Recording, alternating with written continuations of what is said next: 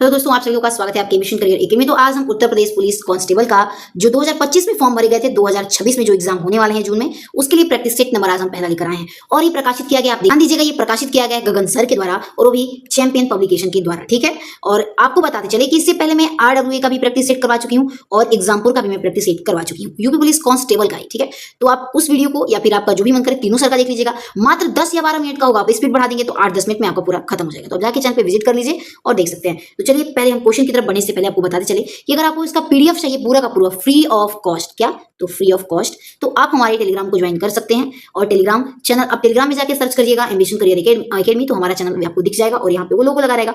और साथ ही साथ आप डिस्क्रिप्शन में जाके लिंक से ज्वाइन कर सकते हैं या फिर आप गूगल में स्कैन कीजिएगा, गूगल स्कैनर में जाके स्कैन करेंगे तो आप हमारे चैनल से डायरेक्ट टेलीग्राम से जुड़ सकते हैं। तो निम्नलिखित में से कौन सा स्वर संधि का भेद नहीं है? ध्यान देखिएगा, हल संधि हमारा स्वर संधि का भेद नहीं है। बाकी सभी वृद्धि संधि, गुण संधि और दीर्घ संधि ये सभी हमारे स्वर संधि के भेद होते हैं। ठीक है, अगला कि पर उपकार की संधि क्या है? तो पर उपकार की संधि जोड़ेंगे तो पर उपकार हो जाएगा। अगला निम्नलिखित में से कौन सा संधि विच्छेद सही है? तो बस एक ही सही है, अग्नि प्लस इष्ट अग्निष्ट हो जाएगा। अगला है कि एक ही विधेय हो जिसमें वह वाक्य कौन सा होता है? तो जिसमें एक ही विधेय होता है वो हमारा वाक्य, ध्यान रखिएगा, सरल वाक्य कहलाता है। आपको पता है सरल है, साधारण है, तो एक ही विधेय होगा, ध्यान रखिएगा। अगला है कि निम्नलिखित वाक्य में व्याकरणिक त्रुटि पहचाने और शुद्ध वाक्य का चयन करें। ठीक है, विद्यार्थी परीक्षा में उत्तीर्ण हो गया, ध्यान रखिएगा, इसमें लिखा विद्यार्थी परीक्षा में उत्तीर्ण हो गया, ध्यान रखिएगा, एक जगह विद्यार्थी परीक्षा में उत्तीर्ण हो गया, तो ध्यान रखिएगा ऑप्शन नंबर ए हमारा इसमें राइट आंसर हो जाएगा। आइए अगले प्रश्न की तरफ बढ़ते हैं। अगला क्वेश्चन है कि निम्नलिखित वाक्य में व्याकरणीय त्रुटि पहचाने और शुद्ध वाक्य का चयन करें। वाक्य दिया है कि जिस व्यक्ति को तुम खोज रहे हो वह इस रास्ते से कल ही गया था, ध्यान रखिएगा, इसमें शुद्ध सीकर हो जाएगा, जिस व्यक्ति को तुम खोज रहे हो वह इस रास्ते से कल ही गया था, ऑप्शन में सीकर हो जाएगा। अगला है कि जिस समास में पूर्व पद गौण और उत्तर पद प्रधान, यानी कि पहला पद हमारा गौण हो और उत्तर पद हमारा क्या हो, प्रधान हो, उसे कौन सा समास कहते हैं? ध्यान रखिएगा, उसे हम तत्पुरुष समास कहते हैं, ध्यान रखिएगा। और इसमें कारक का भेद करके, मतलब कारक के द्वारा भी आप इसमें आंसर लगा सकते हैं। ठीक है, तत्पुरुष के अंदर भी पूछता है कौन सा तत्पुरुष होता है। ठीक है, अगला क्वेश्चन है कि राजद्वार में कौन सा समास है? ध्यान रखिएगा, राजद्वार में हमारा तत्पुरुष समास है। ठीक है, राजा का द्वार, तो इसमें ध्यान रखिएगा कारक का शब्द आ रहा है राजद्वार, तो राजा का द्वार हो जाएगा। ठीक है, द्वार। अगला क्वेश्चन है कि दीन दयालु में कौन सा समास होगा? ध्यान रखिएगा, दीन दयालु में हमारा कर्मधारय समास होगा। अगला है कि कर्मठता शब्द में प्रयुक्त प्रत्यय कौन सा है? ध्यान रखिएगा, इसमें ता प्रत्यय का प्रयोग हुआ है। नेक्स्ट है कि प्राक्कथन शब्द में कौन सा उपसर्ग लगा है? तो इसमें ध्यान रखिएगा प्राक उपसर्ग का प्रयोग किया गया है। नेक्स्ट क्वेश्चन देख लेते हैं। अगला है कि इनमें से कौन सा उपसर्ग अरबी फारसी का है? तो ध्यान रखिएगा, ना हमारा उपसर्ग अरबी फारसी के अंतर्गत आता है। अगला निम्नलिखित में से कौन सा दक्ष शब्द का विलोम है? तो दक्ष शब्द का विलोम, ध्यान रखिएगा, दीर्घक हो जाएगा, अच्छा हो जाएगा।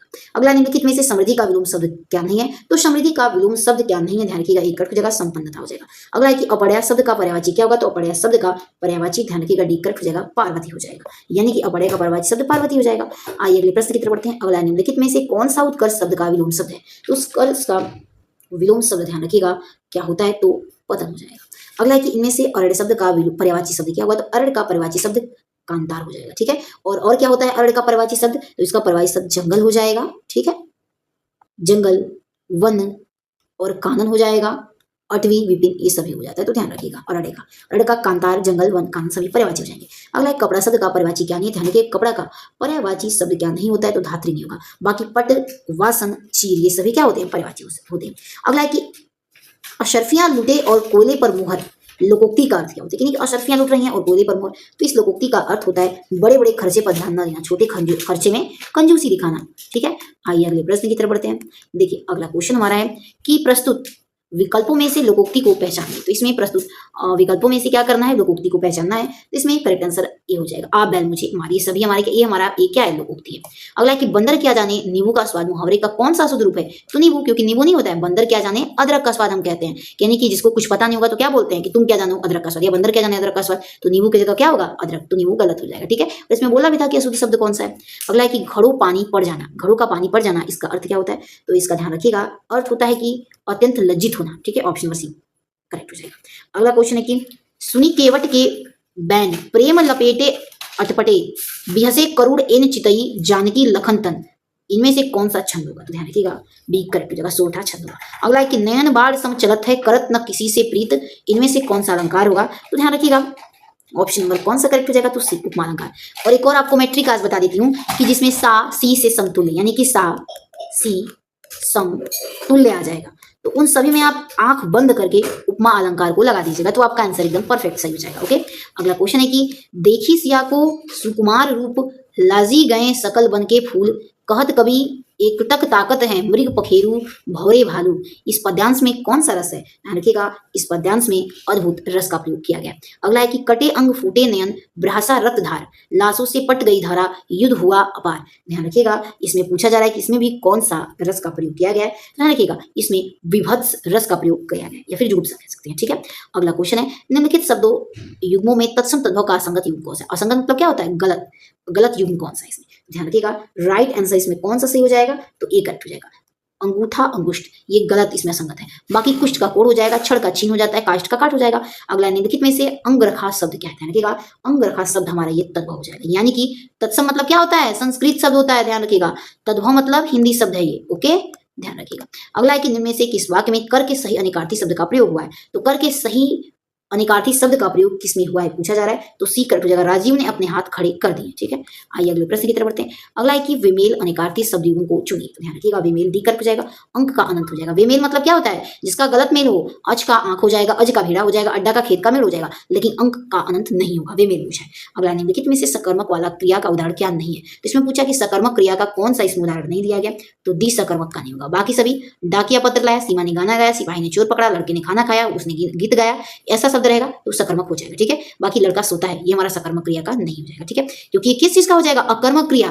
ध्यान रखिएगा, सकर्मक जिसमें कर्म के बारे में कुछ कहा या दिया गया हो, जैसे डाकिया लाया तो क्या लाया? तो पत्र लाया, तो इसमें क्या है? दिया हुआ है हमारा काम। सीमा ने गाया तो क्या गया? गीत गया। सिपाही ने किसको पकड़ा? तो चोर को पकड़ा, तो इसीलिए सभी सही हो जाएंगे। और इसमें लड़का सोता है, लेकिन कब सोता है, कहां सोता है, ये नहीं दिया है, तो हमारा क्या हो जाएगा? नहीं हो जाएगा। ठीक है, ये सकर्मक का वाक्य नहीं होगा। अगला हिंदी साहित्य के इतिहास में काल विभाजन का सर्वप्रथम प्रयास इनमें से किसने किया था? तो किया गया था सबसे पहले, ध्यान रखिएगा, डॉक्टर ग्रेशन के द्वारा।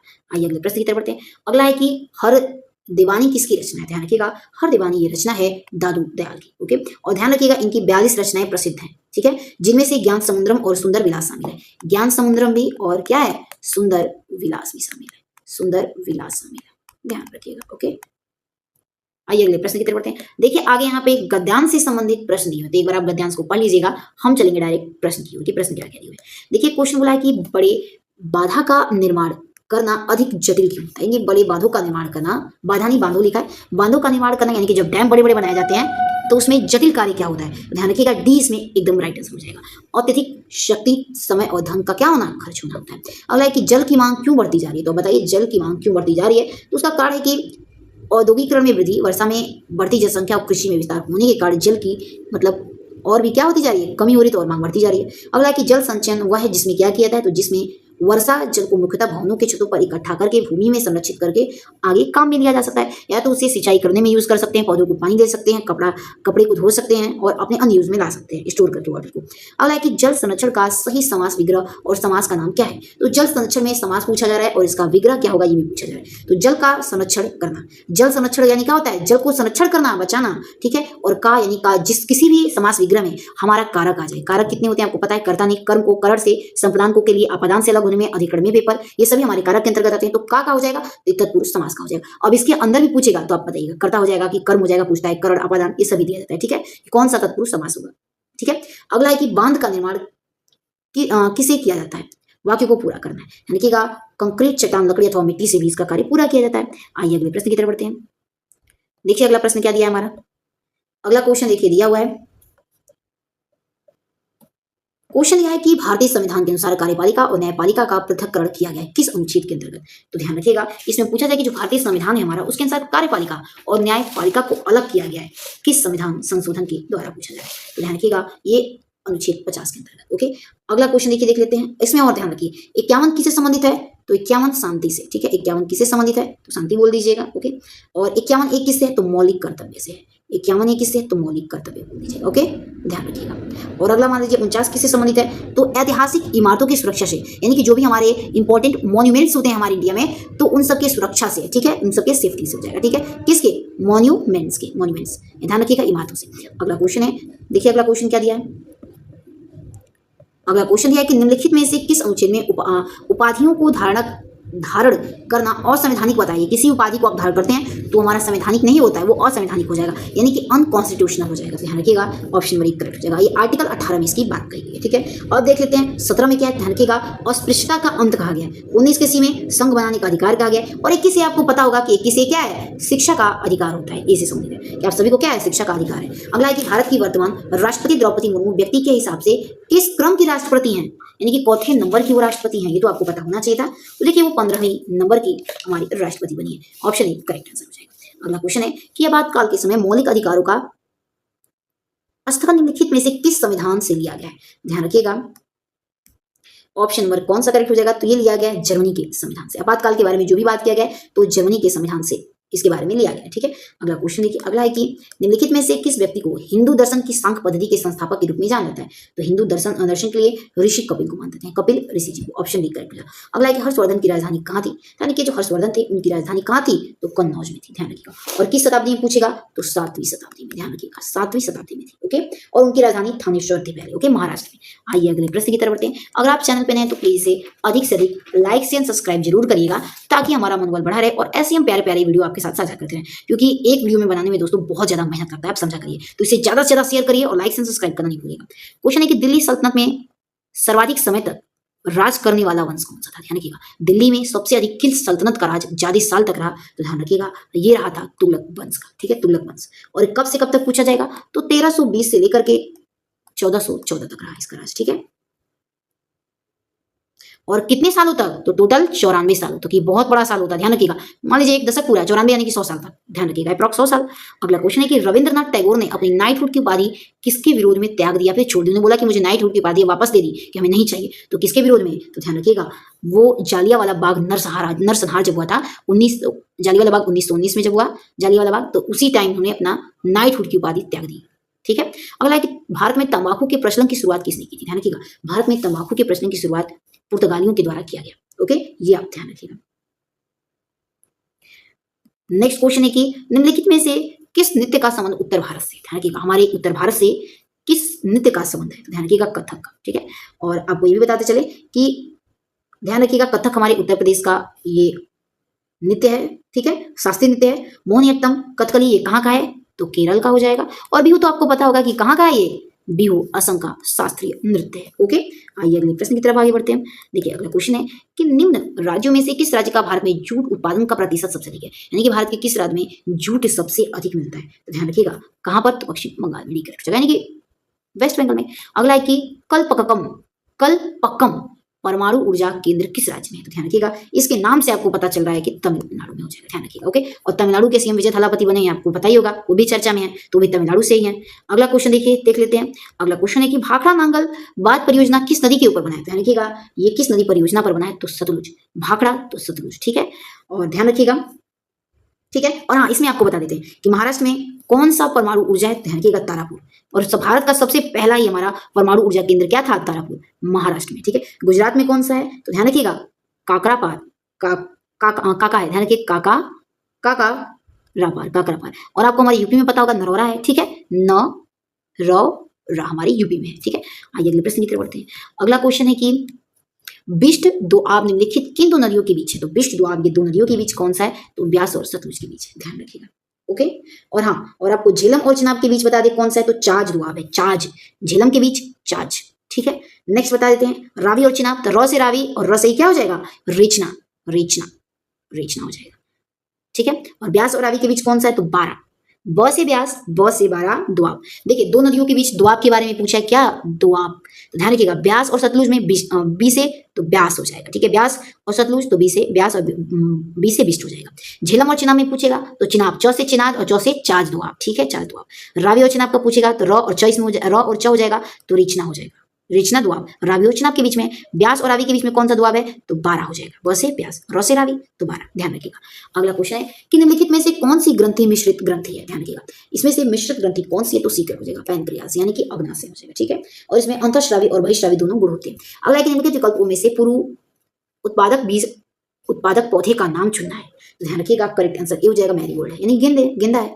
अगला है कि वह वयस्क इंसान सामान्य रूप से 24 घंटे लगभग 1 से कितने लीटर मूत्र विसर्जित करता है? तो ध्यान रखिएगा ऑप्शन नंबर डी हो जाएगा 1.8 लीटर, लगभग 2 लीटर हो जाएगा। ठीक है, अगला क्वेश्चन है कि भारत में राष्ट्रीय विकास के लिए और राष्ट्रीय विकास परिषद का गठन कब किया गया? तो इसका गठन ध्यान रखिएगा किया गया 1952 में। ठीक है, कब? तो 6 अगस्त को। ध्यान रखिएगा कब? तो 6 अगस्त 1952 को। ठीक है, आइए अगले प्रश्न की तरफ बढ़ते हैं। अगला है कि सकल घरेलू उत्पाद के संबंध में सही कथन कौन सा है? तो सही कथन सी हो जाएगा, यानी कि इसमें विदेशियों द्वारा उत्पाद को कर हटाकर लिया जाता है। ऑप्शन नंबर सी हो जाएगा। आइए अगले प्रश्न की तरफ बढ़ते हैं। ध्यान रखिएगा इसमें हमारा ऑप्शन नंबर सी नहीं डी करेक्ट होगा। इसमें ध्यान रखिएगा सकल घरेलू उत्पाद पूछ रहा है। ध्यान रखिए घरेलू उत्पाद यानी कि अपने ही कंट्री की बात करिए। ध्यान रखिएगा डी करेक्ट होगा। इसमें देश के भीतर, घरेलू मतलब घर, तो घर मतलब भीतर, तो इसमें देश के भीतर सिर्फ भारतीयों के उत्पाद को ही लिया जाता है। ठीक है, अगला क्वेश्चन है कि भारत में माल और सेवा कर यानी कि जीएसटी की दरों का फैसला कौन करता है? तो आपको पता होगा इसका फैसला कौन करता है। तो देखिए ऑप्शन नंबर कौन सा हमारा सही हो जाएगा? तो ऑप्शन नंबर सी हो जाएगा, ओनली आर करेक्ट होगा। ठीक है, तो आर वाला ऑप्शन क्या दिया? जीएसटी काउंसिल यानी कि जीएसटी परिषद करता है। आइए अगले प्रश्न की तरफ अब हम आगे बढ़ते हैं। अगला क्वेश्चन है कि 2026 में 25वां शीतकालीन ओलंपिक कहाँ आयोजन किया गया जाएगा पूछा है। ध्यान रखिएगा करेक्ट आंसर ये हो जाएगा इटली में। ओके, ऑप्शन नंबर को करेक्ट कर देंगे। और इस बार ध्यान रखिएगा 25वां पूछा है, 2026 से भी ध्यान रखिएगा 25वां। अगला क्वेश्चन है कि बैडमिंटन चैंपियनशिप 2026 किस देश में आयोजित की जाएगी? तो ध्यान रखिएगा इसका आयोजन किया जाएगा हमारे प्यारे भारत देश में। ऑप्शन नंबर करेक्ट हो जाएगा। अगला है कि हर्षचरित के रचयिता कौन है? तो बाण भट्ट हो जाएंगे। ओके, नेक्स्ट क्वेश्चन देखते हैं।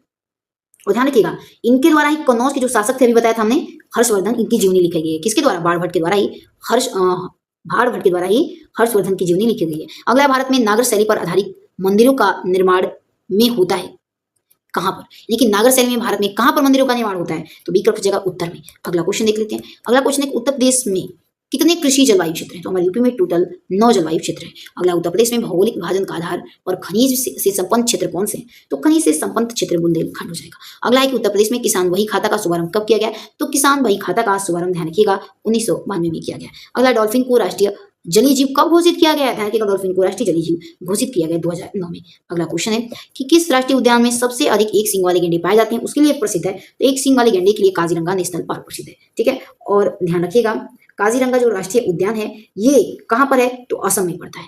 ध्यान रखिएगा असम में पड़ता है। असम में अगर कहां और डिग्री पूछ देता है, ध्यान रखिएगा ये असम में कहां पूछ देगा तो पड़ता है, तो बताएंगे नवागांव जिले में स्थित है असम की। अगला भारत में हाथी परियोजना कब शुरू किया गया? तो भारत में हाथी परियोजना लाया गया 1992 में। ओके, ध्यान रखिएगा।